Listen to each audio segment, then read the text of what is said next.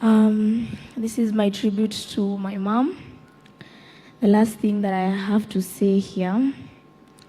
We all gather here to remember and see the woman we all once loved, Betty Bayo, simply known to me as Mom.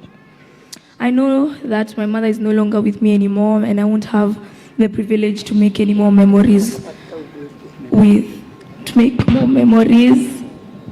but the moment she saw the talent, she tried to embrace and nurture no matter what the crowd said. She was the only one who truly believed in me and knew there was something in me.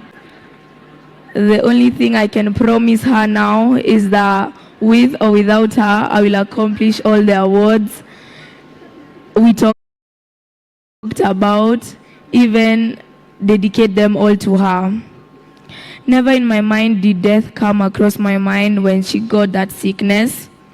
Nothing major has ever happened in my life, so death seemed so unreal.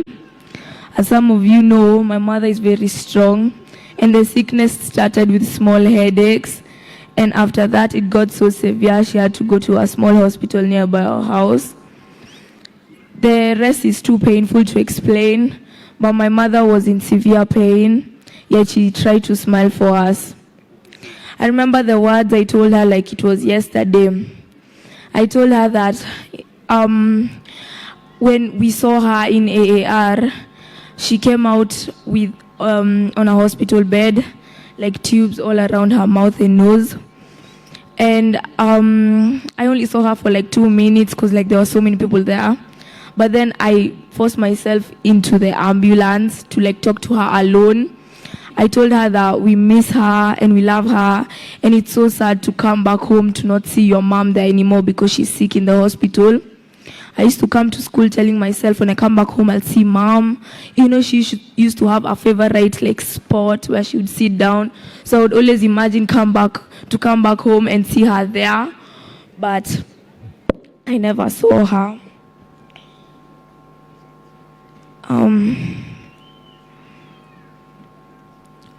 I never saw her, but she wasn't able to talk back. She wasn't able to move, but tears ran down her cheeks, and she tried her best to talk back and tell me things, but she wasn't able to tell me. It's hard to see your mother on a hospital bed with many tubes coming in and out of her mouth.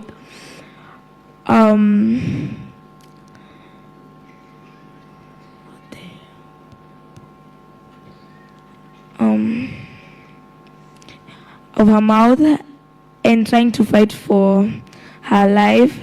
The day I got pulled out of school and was told my mother wanted to visit me, I had high hopes, thinking they were ready to tell me she's ready to leave, but that was not the case. But that was the day my mother was no more. It was 10th November 2025, which was last week. It's not easy, but I'll try my best to stay strong for my little brother Danny and everyone around us. Rest in peace, Mom. We love you.